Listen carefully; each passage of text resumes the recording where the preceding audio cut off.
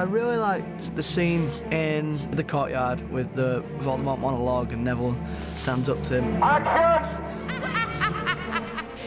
It's as if it's over, and it's kind of like there's no point in fighting anymore. Who is that? Hagrid's carrying. Neville, who is it? It was really my first scene, and then we came into the studio and we went straight to the courtyard set for a rehearsal. Because Rafe's going to zap him if he doesn't do it.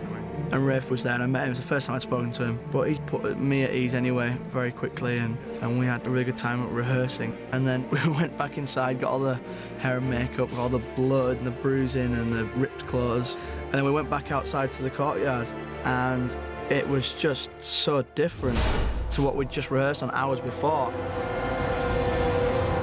It was really daunting at first. I mean, there was fire blazing, there was the bodies of students laid just across the courtyard. All these limbs kind of hanging out of the rubble. Just hundreds of Death Eaters in one place. And we got the perfect weather for it. It rained and rained and rained, so it really looked fantastically desolate. And of course, he who cannot be named does this fantastic, vicious, victorious speech. Harry Potter is dead! No! No! In this giant confrontation, Rafe was let loose, and he was utterly terrifying. Stupid girl! We shot it for weeks, and you never quite knew who he was going to turn on, what he was going to say, even. Well, I must say I'd hoped for better.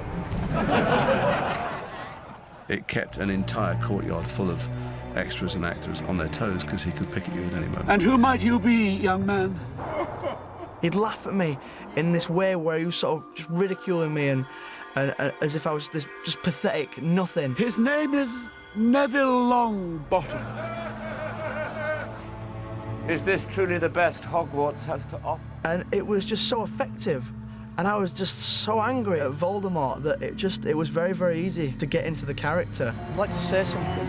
And he's battered in this story, and he's bruised, and he's broken. Doesn't matter that Harry's gone. But he gives this speech about why they're not going to give up, which is suicidal. He's still with us. It's kind of like, he must be insane. Everybody knows he's going to be killed. But yeah, and it was lovely to see him how to do that, and he did it really, really well. They didn't die in vain. Matt's put so much into these films, and he's been so good, and he does brilliantly in that scene. But you will.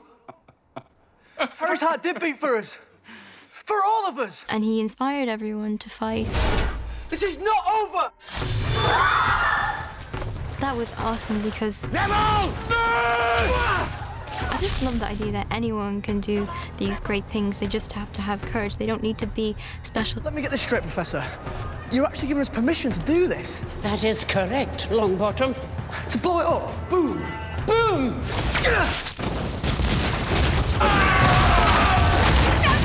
He couldn't even hold his frog together on the first film. So to go from someone who loves frogs to someone who starts slicing up snakes, he's certainly turned into quite a warrior and head of the resistance at Hogwarts, which is a very brave feat for Neville to do. He beats the bad guy, he saves the day, and that's what's driving him along, just instinct to do the right thing. To be able to play that over the last 10 years, that evolution of a character, has been incredible.